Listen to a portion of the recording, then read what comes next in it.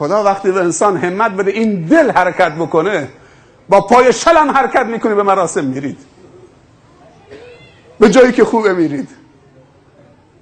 دوستی تعریف میکرد، میگفت که استاد محمد العریفی یکی از علمای هم خوش سیما، هم خوش بیان و هم خوش اخلاق و هم جوانگرا و هم مدرن، پیشرفته، شبکه ماهواره‌ای هم داره، سفرهای زیادی، اکثر 90% مخاطبینش جوانا هستن.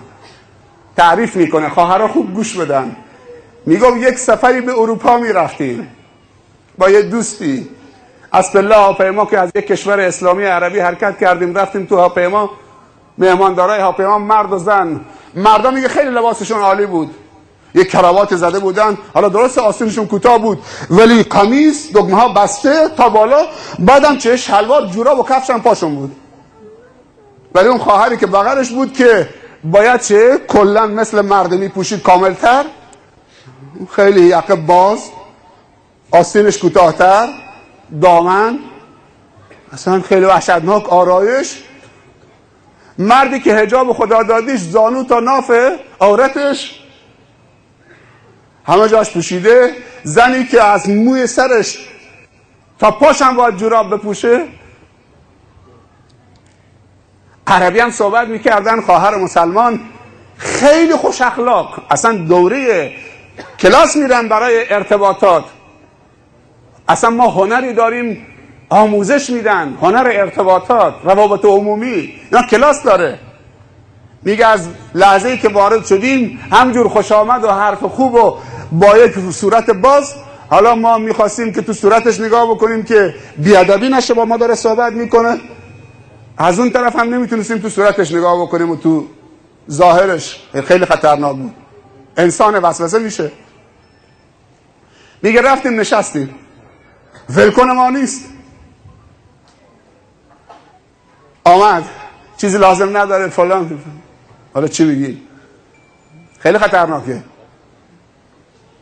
بعد میگه وقتی رفت به دوستم گفتم که بیاید کمک این خواهرمون بکنیم، هم عرب هم مسلمانه. اون گفت که جناب شیخ این دیگه از نصیحت گذشته، نگاه ریختش بکن. هیچ کس از نصیحت نگذشته، ریختش هر چی باشه. باور بکنید 99% بچه های ما کاری به ریختشون نداشته باشید. از روی سادگی و دلپاکی اینطوری، از روی فراغ علمای ما چسبیدن فقط به چه؟ به منبر یا به مسجد. اگر این علما برن تو ورزشگاه، برن تو مدارس دولتی، برن تو جامعه، برن تو عروسی ها شرکت بکنن، خود به خود چه؟ اگر ما تو جمع مردم هم مثل پروانه دور ما حلقه میزنن. ما باید تو رفتار خودمون هم تجدید نظر بکنیم. کافی نیست که بنشینیم تو مدرسه دینی، کافی نیست که بنشینیم تو فقط جمعه تا جمعه خطبه‌ای بخونیم. اینجا هم شده مسجد جامعه، اونجا خب اگر من نیم ساعت صحبت بکنم میگن حتما ملا خودش قبل از ظهر نهار خورده، حالا داره روز درازی میکنه. ولی اینجا کسی نمیگه نهار خورده یا شام خورده. اینجا اجباری نیست، هر کسی دوست داره میسته، هر کسی دوست نداره میره. اینجا عروسی است، آزاده، ولی روز جمعه نمیشه. پس نگاه کن مردم چقدر خوبن. تو عروسی شده یک منبری برای چه؟ تدین بچه های ما سر پا ایستادن با ادب. خیلی از این چهره ها من اولین بار دارم میبینمشون، من بهشون افتخار میکنم. من از اول فروردین تا الان شاید نزدیک 150 تا عروسی رفتم. یک عروسی 21 داماد بوده، یک عروسی 22 داماد، 21 داماد در گلدار، همه با هم. ای کاش تو عوضم 10 تا داماد با هم شکل میگرفت یک جا تو یک همایشی. 10 تا داماد، خیرینی که اینجا داره، توانمندایی که اینجا داره، متنفذینی که اینجا داره. اگر این فرهنگ عروسی جمعی. میگه نشستیم، به دوستم گفتم من باید این خواهرمو نصیحت بکنم. گفت نکو، این مهماندار هواپیماست، کلاس داره، تو هواپیما چه کار داری به نصیحت؟ گفت نمیشه. هر کاری کرد اصلا تو تزم نبود. همه قابل ارشاد و هدایتن، کسی نیست که بگیم حالا این ریختش اصلا از نصیحت گذشته. شاید دل پاکی داره، منتظر همین کلمه نصیحته، منتظر یک سلام علیکم از شماست. میگه وقتی اون خواهر آمد گفتم ببخشید خواهر، یک هدیه قبول میکنید؟ خوب دقت بکنن خواهران گوش بدن. گفتم ببخشید خواهر، هدیه قبول میکنید؟ نه کن حکمت ها. اگر گفته بود حالا این چه رختیه، خجالت نمیکشی، زن مسلمان آبروی مسلمان ها رو بردی، این چه رختی، از کافرها بدتر شدی، قبول میکرد؟ نه. دلسوز، خیرخواهه. نصیحت کردن خالی کردن عقده سر افراد نیست، تحقیر دیگران و مسخره از دیگران در جامعه نیست. نصیحت کردن خیرخواهی و بها دادن به دیگرانه. بها دادن، ارزش دادن نشانه محبت و دوستیه. تا کسی رو دوست نداشته باشه که نصیحتش نمیکنه، میگه بره به درک، به جهنم که رفت. ولی اونی که خیرخواهی میکنه دوستش داره، حیفش میاد که این سرمایه به هدر بره. گفتم خواهرم هدیه قبول میکنی؟ میگه برگشت نگفت ای مولای ریش دراز الا به تو چه، هر کس به گور خودش میخوابه، همچی چیزی نگفت. گفت حالا ببینم هدیه چه باشه. گفتم یه نوار. میگه خدا وقتی میخواد کسی رو هدایت بده میگه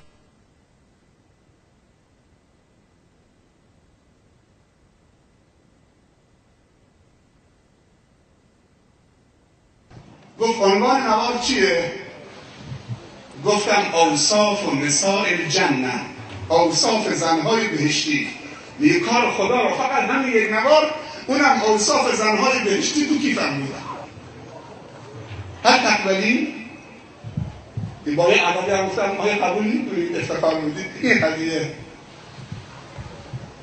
میگه تحویل گرفت، خیلی تشکر کرد، با یک عددی تواضع کرد و عقب. میگه بعد از ربع ساعت برگشت. اون رفیقم گفتم که دیدی شما گفتی از نصیحت گذشته، نگاه ریختش کن، دیدی هدیه رو تحویل گرفت، تشکر کرد، بذار به سطح آشغال بندازه، اما جلو من تشکر کرد.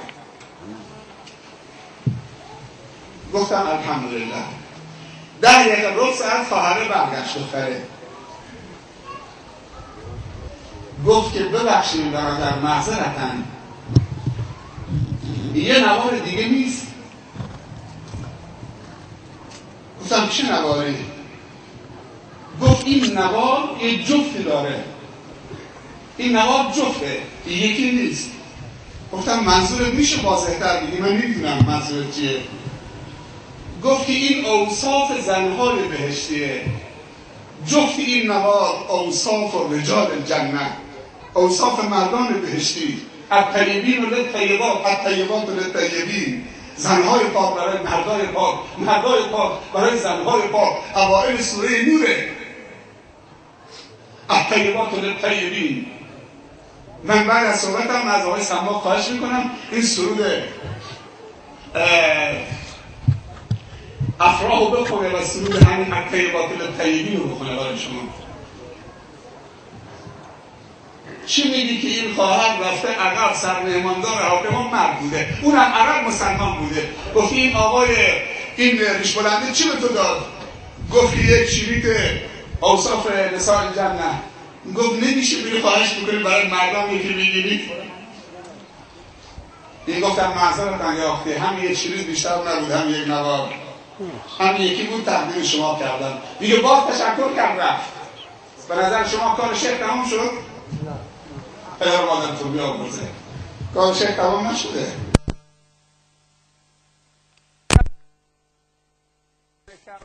تذکر باید در حق جوانامون و مخاطبینمون بکنیم. دعا مقلب القلوب. بعد از تذکر و راهنمایی و ارشاد باید اونی که دلها دستشه میتونه بچرخونه. خیلی ها اینقدر 50 سال نصیحت گوش دادن عوض نشدن. باید متوسل به اونم بشیم تا عوض بکنه رفتارها. تلاشمون بکنیم، زحمتمون بکشیم، قانعشون بکنیم، تذکرشون بدیم، همراهشون بریم، دنبالشون بریم، براشون هزینه بکنیم، هدیه بدیم، براشون دعا هم بکنیم. بهترین هدیه. میگه به دوستم گفتم حالا که قانع شدی که هدیه پذیرفت، 30,000 پا بالا تو ابرا داره میره، چه بسا همین دختر مسلمان تو سفرهای اروپایی سبد سیگاری، انواع سیگارها میارن، چه بسا سبد مشروبی، شیشه های ودکا تو خود هواپیما به فروش میرسونن، چه بسا وسایل آرایشی تو یک سبد وسایل آرایشی میچرخونن همونجا به فروش میرسونن، چه بسا فیلم های مبتذل تو اون کامپیوترشون که پشت صندلیشونه 1000 پا بالا. و از کجا معلوم که اون شبی که این شیخ تو هواپیما 30,000 پا بالا میرفت ساعت 2 شب نبوده، شب جمعه نبوده، 1/3 مانده به آخر شب نبوده، سفر 12 ساعت 13 ساعت 17 ساعت قطعا تو شب واقع میشه، 5 ساعت 6 ساعت 10 ساعتش تو شب واقع میشه. در حدیث داریم که پیامبر صلی الله علیه و آله میفرمایند ینزل ربکم الی السماء الدنیا فی الثلث الاخیر من الليل فیقول هل من مستغفر فاغفر له هل من داع فاستجیب له. آیا کسی هست که دعا بکنه تو آخر شب، تو 1/3 مانده به شب؟ میگه جناب شیخ به دوستش گفت که حالا دستمون دعا بلند بکنیم برای این خواهرمون دعا بکنیم. میگه دختره تشکر کرد و رفت. همینجور دستمون بلند کرده بودیم دلمون پر شده بود، چشمانمون نزدیک بود که همطور بباره. چرا این خواهر مسلمان به این وضعیته؟ میگه دستمون رو میتکندیم میگوتیم یا رب هذه امة من امائک، این کنیزی از بندگان توست، به این وضعیت افتاده.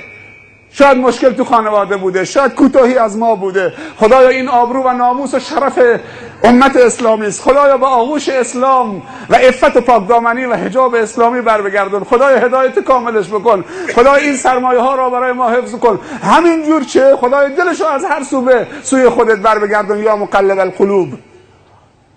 همجور میگه دعا میکردیم، دستمون رو میلرزوندیم. یک دفعه احساس کردم که خواهره آمده بالای سر ما ایستاده اما دعامون رو قطع نمیکنه. دیگه وقتی دعامون تمام شد دختره سوال کرد که برادر شما دعا میکردید؟ متوجه هستید عزیزان؟ میگه سوال کرد دختره، سیخ ایستاده بود، برادر شما دعا میکردید؟ گفتم بله خواهرم ما دعا میکردیم، برای شما دعا میکردیم. گفت برای من؟ یکم عقب‌تر برای من؟ گفتم بله خواهرم برای شما دعا میکردیم. جای تعجبه؟ گفت نه جای تعجب نیست. اما گفتم اما یعنی چی؟ گفت ولی من یادم نیست. دختره گفت میگه من یادم نیست از زمانی که چپ و راستم فهمیدم کسی برای من دعا کرده باشه. خوب دقت بکنید این تعبیر رو، کسی برای من دعا کرده باشه. این اولین باره که میشنوم یک برادری ناشناخته به من میگه، اونم 30,000 پا بالا، میگه که برای شما دعا میکردم. نه این چیز عادیه، وظیفه ماست، حق شرعی شماست، واجب بر ما که برای خواهر و برادرمون دعا بکنیم. میگه خیلی تشکر کرد و رفت. دیگه نیامد پیش ما رسیدیم به مقصد و پیاده شدیم و خداحافظی و رفتیم. میگه بعد از چند ماه، خوب دقت بکنید یه چند لحظه، بعد از چند ماه گذرم افتاد به یک مرکز بزرگی. وقتی با دوستان وارد مرکز شدیم دیدم که یه خواهر محجبه از تو یکی از غرفه ها اتاقها در آمد جلو ما، آمد جلو با یه لبخندی السلام علیکم و رحمت الله و برکاته جناب شیخ. منم جوابش دادم و علیکم السلام و رحمت الله و برکاته اختا. خیلی احوال پرسی و خودحالی برخورد کرد. بعد من به جا نیاوردم، گفتم ببخشید خواهرم من شما رو به جا نمیارم. گفت شیخ منو به جا نمیاری؟ گفتم نه خواهرم، میشه خودتو معرفی بکنی؟ گفت که اینجا رو، گفت من همون خواهری هستم که تو هواپیما بی حجاب بودم، آرایش کرده بودم، تو با ارزش ترین هدیه عمر رو به من دادید. من همون خواهرم، از هدیه تو و نصیحت تو و دعای خیر تو 30,000 پا بالا بهره مند شدم. اگر امروز منو به این حال ببینید از برکت تذکر توست و نصیحت تو و اخلاص و خیرخواهی تو و دعای خیر تو. و امروز منو میبینی در این حجاب، میگه خیلی خوشحال شدم اما نمیتونستم اونجا سجده شکر کنم. بعد میگه که از بس خوشحال شدم، هنوز خوشحالیم تمام نشده بود که خواهر برگشت گفت جناب شیخ یه خبر خوشحال کننده دیگه بهت بدم. گفتم بفرما خواهر. گفت اون روزی که شما اون هدیه به ما دادید و دعا کردید، منم با 2-3 تا از خواهرای همکارم که تو مهمانداری هواپیمایی کار میکردیم مثل هم لباس میپوشیدیم، مثل هم آرایش میکردیم، مسلمان بودیم، هر 3 تا با هم توبه کردیم و از اونجا در آمدیم و الان تو این لباس هستیم و اینجا تو این مرکز داریم کار میکنیم. خدا روزی ما را بیشتر کرده، روزی ما بیشتر شده، عزت و احترام ما بیشتر شده، ارزش و قیمت ما بهتر شده، آرامش و اطمینان ما بیشتر شده. خداوند برای شما جزای خیر بدهد که وقتتون را برای جوانای امت اسلامی قرار دادید.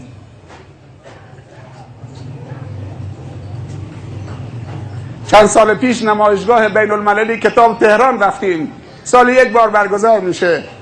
با دوستان میرفتیم، یک دفعه چشممون به غرفه از مصر افتاد.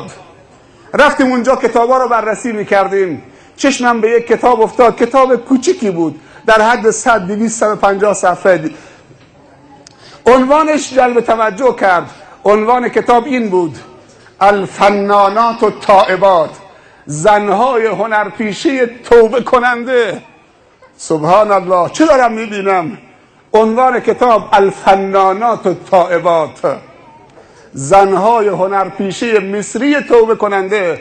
کسانی که خواننده های فیلم بودن، کسانی که فیلم های مبتذل و لختی بازی کرده بودن، همه تک به تک عکسشون، مصاحبهشون، علت توبهشون همه گفته بود.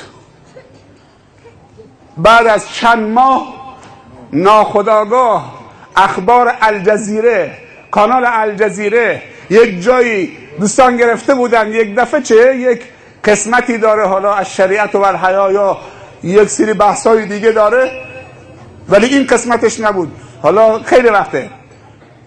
بس سبحان الله وقتی که بالاخره اون شبکه را آورد، عکس یکی از همین زنها بالای 50 سال، 55 سال، 60 سال، یک لباس فرشتگونه سفید با حجاب کامل نشسته بود.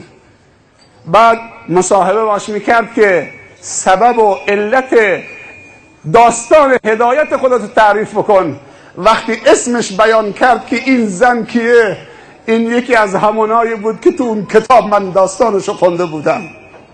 یکی از سالها این بود که حالا که شما توبه کردی، بعد از 40 سال هنرپیشگی و خوانندگی تو فیلم ها توبه کردی، آمدی به راه راست آمدی، به درگاه خدا آمدید، اگر دشمنان شما فیلم های شما را بیشتر پخش بکنن برای تحقیر شما، برای برگرداندن شما به دوباره خلاف به همون برنامه ها، شما تحت تاثیر قرار نمیگیرید. گفت خدا یکیست، دو نمیشه. خدا این نعمت شناخت و این وجدان ما را و غفلت ما را بیدار کرده، راه و شناختیم. 40 سال هنرپیشگی بازم خلأ درونی ما پر نشد. اگر ما کمبود نداشتیم، اینطوری دین خدا بعد از 40 سال هنرپیشگی و به شهرت رسیدن ما مجذوب دین خدا و هدایت نمی شدیم. داستان کاتی استیفنز، یوسف اسلام بخونید، برید کتاب از آهنگ پاپ تا آهنگ ناب بخونید. داستان توبه 100 تا از بزرگان دنیاست. پدر اسنوکر جهان اسحاق هلالی که از بزرگترین کشیش هایی که زیر نظر بابا شنوزه بود در مصر و کل آفریقا رو زیر نظر داشت. اسحاق هلال برید داستانش بخونید که چطوری توبه میکنه. روژه جارودی بزرگترین فلسفه دان فرانسه با همسرش از آهنگ پاپ تا آهنگ ناب بشنو نوای قرآن، جانم فدای قرآن. این گوهر جوانی باشد برای قرآن. بابا ببین تو ما را، بنگر ز ما صفا را، بگرفتم وفا را از لابلای قرآن. درسی که درس دین است، شیرین و دلنشین است، آیین ما چنین است، برنامه های قرآن. خدا از ما اینو میخواد که ما خیر باشیم. قرآن قشنگ برای سفره عقد، اما دستی و ارکستر و مشروبات و چشم‌چرانی توهین به قرآن نکنیم.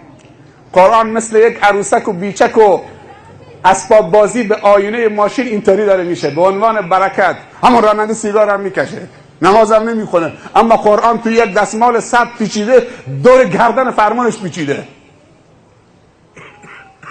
قرآن امروز فقط دیوار گچی و سیمانی رو داره زینت میده، اما این روح و روان و جان سنگ شده، از این سیمان سنگتر شده.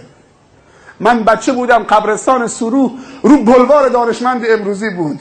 مسیری که میرفتیم مدرسه اول ابتدایی دوم ابتدایی، بعضی موقع سوال از برام پیش می آمد، مرده میمرد، شخصی میمرد، فوت میکرد، دفنش میکردن. ما 7 سال 8 سالمون بود، میدیدیم که مسیر مدرسه رفت و برگشت، یک کپری با سمن درست کردن، یک پیرمرد نشسته، رحل گذاشته، قرآن گذاشته، داره میخونه شب و روز، از اول صبح میخونه تا غروب. از مادرم سوال میکردم، مادر خدا رحمتش بکنه مردگان ما و شما همه، و به زندگان توفیق عنایت بفرماید و خاتمه به خیری رو. سوال میکردم مادر، این یه آقای سر قبر نشسته، این خیمه زدن، اینطوری کپر زدن، یک سره داره قرآن میخونه. گفت این تا 40 روز میخونه رو سر مرده. 40 روز میخونه رو سر مرده. تا رفتیم مدینه و تفسیر قرآن و احادیث و خدا بر ما منت گذاشت، برگشتیم دیدیم که قرآن برای زنده هاست، ولی مرده ها بیشترین نفع از قرآن، بیشترین قرآن در گوش مرده ها میخونن. 15,000 نفر جمعیت، فقط 1660 نفر آمده مکتب خونه شرکت کرده. مثل که بزرگتران یک کاری به قرآن ندارن.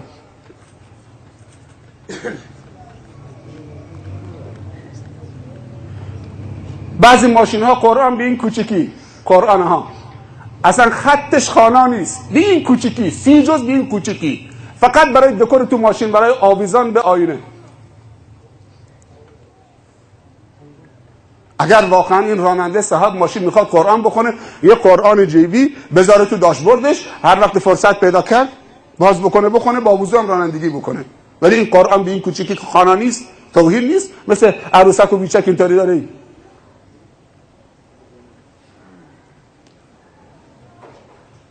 داستانی از تاثیرگذاری قرآن و ماندگاری قرآن، این داستان واقعا شنیدنیه. ابو جهل بزرگ قریش احساس میکرد که روز به روز تعداد جوانا و تعداد بردگاه و تعداد فقرا به دین محمد دارن داخل میشن، قابل کنترل هم نیستن، فوج حیران شده بود. اونهایی که مصلحتی منافعی نداشتن همه گروه به دین محمد، مگر اونهایی که پست و مقام و سلطنتی داشتن و مصالحی داشتن. تا اینکه من با این داستان به عرایزم خاتمه میدم، بعد میتونید پذیرایی بکنید. از حوصله همه شما هم تشکر میکنم، ولی این داستان همه بشنون، مشغول به پذیرایی نباشن. اینو بدونید که این جمع برای شنیدن کلام خدا آمده و این شور و شوق بزرگان دارن تو چهره جواناشون میبینن و تو استقامتشون و با چه نشاطی و شور و شوقی ایستادن. ابو جهل اعلام کرد در قریش که 2 تا اعلام کرد: لا تسمعوا لهذا القرآن والغوا فیه. گفت ای جوانا، ما بزرگ شما هستیم، به این قرآن گوش ندید. لا تسمعوا لهذا القرآن، وقتی دارن میخونن محمد یا یارانش، اگه ناخدا شنیدید این بند انگشتتون بکنید تو گوشتون تا نشنوید. لا تسمعوا لهذا القرآن، چون میدونست که اگر گوش بدن در جا ضرب فنی میشن، در جا مغلوب میشن. و اگر مجبور شدید نمیتونید دستتون تو گوشتون بکنید محمد و یارانش قرآن با صدای بلند میخوندن، الغوا فیه، صحبت‌های بیهوده بی ربط صداتون بلند بکنید، حرفای دری بری بزنید تا نشنوید چه دارن میخونن. این اعلام توسط کی اعلام شد؟ ابو جهل بزرگ. به کی؟ به جوانا. شبی از شبها ابوجهل تنها تو کوچه مکه میرفت. خوب دقت بکنید، خانه های اون زمان گلی بوده با همین تنه درخت خرما و شاخه های سمنت، دیواراش هم حصیری. صدام راحت چه بعد از نماز مغرب کل شهر آرام میگرفته. ابوجهل تو تاریکی کوچه های مکه میرفت، یک دفعه صدایی شنید، صدای غیر از صدای زمینی، صدای آسمانی ملکوتی، صدای کلام رب العالمین شنید که از بهترین بندگان خدا صادر میشد، از رسول خدا صلی الله علیه و سلم. حالا همین روز هم اعلام کرده که چه کسی حرف محمد گوش نده، لا تسمعوا لهذا القرآن. ناخودآگاه صدای تلاوت قرآن رسول الله صلی الله علیه و سلم تو کوچه تاریک مکه شنید، سیخ شد تو زمین، نتونست، چون خودش تنها بود خجالت نکشید.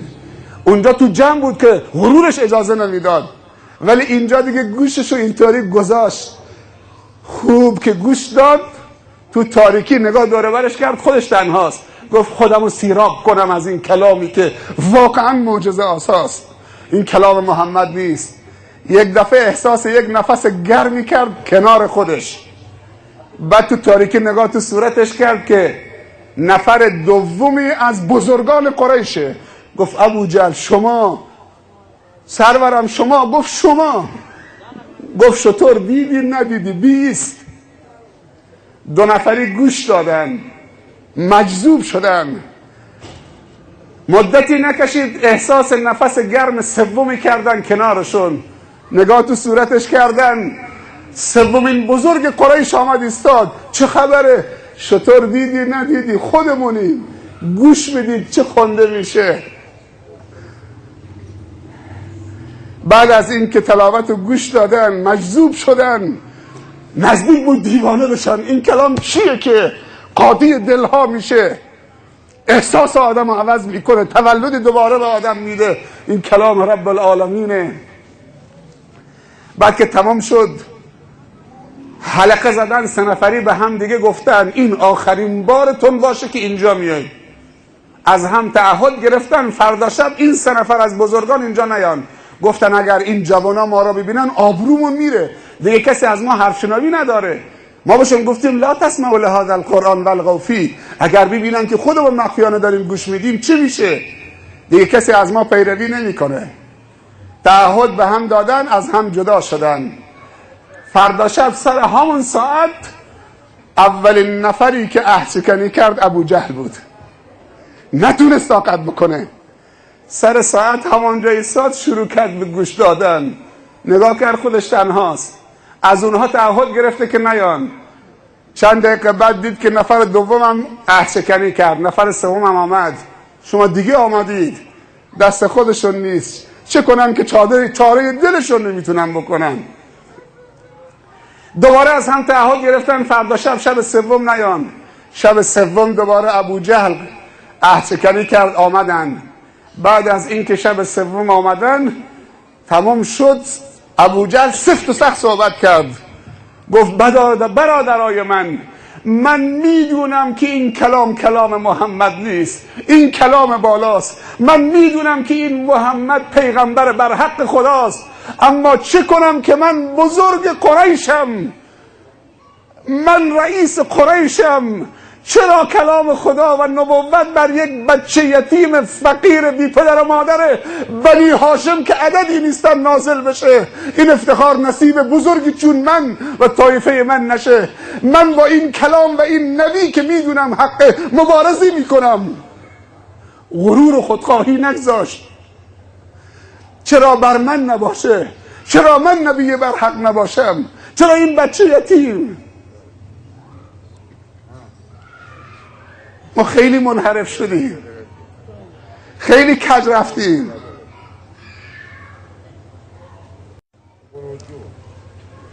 یک زمانی در کل ممالک اسلامی فقط 7 جلد قرآن بود.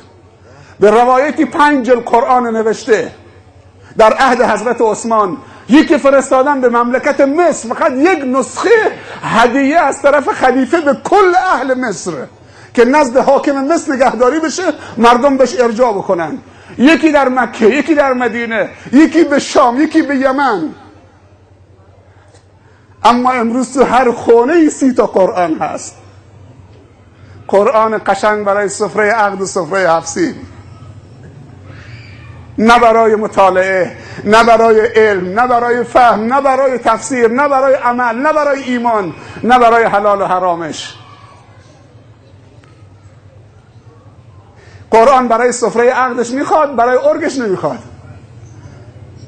برای مهریهش نمیخواد. من نمیخوام آمار بپرسم تو شهر عوض به خاطر 100 سکه و 200 سکه و 300 سکه چند نفر به دادگاه رفتن که مهریه دارن مطالبه میکنن، طرفم فقیر نمیتونه پرداخت بکنه. من نمیخوام آمار بگیرم، ولی اینو بدونید که به ما مراجعه میکنن. حالا مهریه رو قسم‌بندی بکنم، اون موقع که تو سفره سر سفره عقد نشسته دل و دینش هم دختره برده، میگه 1000، میگه 500 سکه، میگه 700 سکه میدم. هنوز یه هفته نگذشته میگه شیخ نمیشه حالا به زنم خواهش بکنید که مهریه‌اش ببخشه؟ ما خیلی همدیگر رو دوست داریم، مهریه‌اش ببخشه؟ مهریه‌اش ببخشه؟ پیامبر صلی الله علیه وسلم کاری نکنید که جواناتون از برکت دعای پیغمبر محروم بمانند. پیامبر صلی الله علیه وسلم دعا کرد خواهرم وقتی انتخاب همسر میکنید برکت پیش توست، کاری نکنی که خودت و شوهرت و نسلت و اولادت از دعای خیر و برکت پیامبر محروم بمانند. پیامبر صلی الله علیه وسلم میفرمایند با برکت ترین زن، خوب دقت بکنید، با برکت ترین زن زنی است که مهریه و خرج عروسی و ازدواجش سبک باشه، خصوصا مهریه‌اش. حالا با برکت میخوای یا بی برکت میخوای؟ با برکت.